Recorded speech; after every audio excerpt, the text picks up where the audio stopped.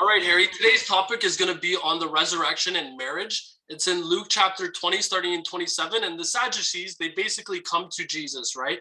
And they're asking him, Teacher, Moses wrote for us that if a man's brother dies and leaves a wife but no children, the man must marry the widow and raise up offspring for his brother. Now, there were seven brothers. The first one married, and a woman died childless. The second and the third married her. And in the same way, the seven died, leaving no children. Finally, the woman died too. Now then, at the resurrection, whose wife will she be, since the seven were married to her? What's your thoughts on their opening question? Is it a legitimate question, or what do you think? Yeah, it's based on the Mosaic law, so that of course, it would never have where this would all happen because the woman, like everybody just has to die shortly after they marry her. But it's the concept is legitimate, but they themselves don't even believe in the resurrection, so they're making a trap for Jesus based on what they think is a phantom story. So Jesus has an answer for them. Yeah, let's read it. And this is where we're going to start breaking it down verse by verse. So Jesus replied, The people of this age marry and are given in marriage. I think that's pretty normal and pretty easy to understand that, yeah, people marry in this time. Verse 35, but those who are considered worthy of taking part in the age to come and in the resurrection from the dead will neither marry nor be given in marriage. So let's just touch upon this part of worthy, right? It says who are considered worthy. What does that mean to you, Harry? Yeah, well, these are people that have been obedient to the teachings of Jesus. They have been faithful. They've been born again. They have gone through all the steps. They repented of their sins. They were baptized. The Holy Spirit came and entered in them. They walked with God, and they lived with God and put on their shoes and were responsible to the teachings of Jesus. And they died responsible and faithful. All right, so let's just read that verse again and read verse 36 with it, because I got another question. But those who are considered worthy of taking part in the age to come and in the resurrection from the dead will neither marry nor be given in marriage, and they can no longer die, for they are like the angels. They are God's children, since they are children of the resurrection. That's a pretty cool concept to think that we're like angels. What do you think about that, Harry?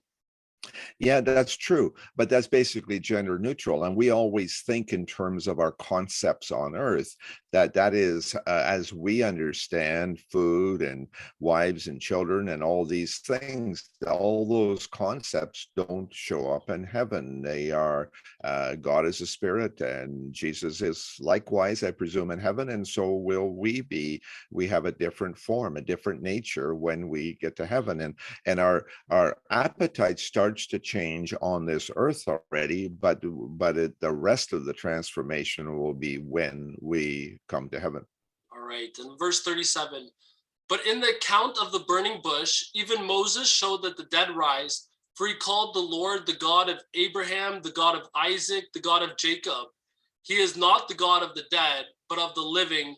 To him, all are alive. And I love that concept. We see in the Gospel of John as well that anyone who comes to Christ has skipped over from death to life.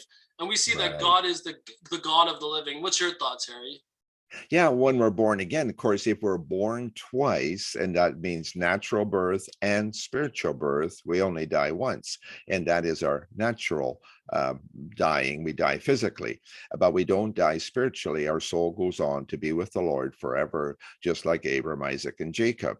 But of course, on the flip side, if we're only born once, we die twice. We die naturally and spiritually, and we're doomed for what happens there. Mm-hmm. Yeah, and then even the teachers of the law, they said, "Well said, teacher," and they didn't dare to ask him any more questions after this. So Jesus clearly gave some wisdom in this aspect. But besides that, I just have a question to you. I know you used the monarch butterfly as an example that you like to paint the picture. Give us some thoughts on that.